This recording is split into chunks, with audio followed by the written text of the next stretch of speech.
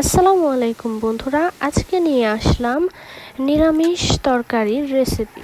কিছু কিছু সময় আছে মাছ গোস কোনোটাই খেতে ইচ্ছে করে না, তখন আমরা এই রেসিপিটা করে খেতে পারি।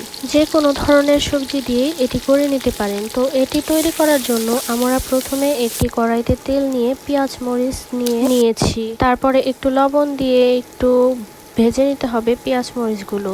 একটু ভাজা হয়ে গেলে তারপরে নিয়ে নিতে হবে একটু আদা বাটা, সজের গুঁড়ো, জিরার গুঁড়ো, হলুদের গুঁড়ো এবং মরিচের গুঁড়োগুলো নিয়ে একটু নাড়াচাড়া করে পানি দিয়ে দিব। তারপরে সবজিগুলো দিয়ে দিব। সবজিগুলোকে নাড়াচাড়া করে একটু ঢেকে নিব। কিছুক্ষণ ঢেকে রান্না করার পরে একটু সবজিগুলো সেদ্ধ হয়ে আসলে তখন ঢাকনা উঁচু করে নেব। তারপর একটু নাড়াচাড়া দিয়ে পানি দিয়ে দিব। যারা সবজি খেতে পছন্দ করেন তারা এইভাবে একবার ট্রাই করে দেখবেন, অনেক মজা হয় এই রকমভাবে সবজি রান্না করলে। এরপর দিয়ে দেব আমি কিছু টমেটো। সব ধরনের তরকারির ভেতরে টমেটো দিয়ে দিলে আমার অনেক ভালো লাগে খেতে। এরপরে দিয়ে দেব একটু ধনিয়া পাতা। ধনিয়া পাতাগুলো দেওয়ার কারণে সবজিটায় অনেক সুন্দর একটা সেন্ট বের হবে।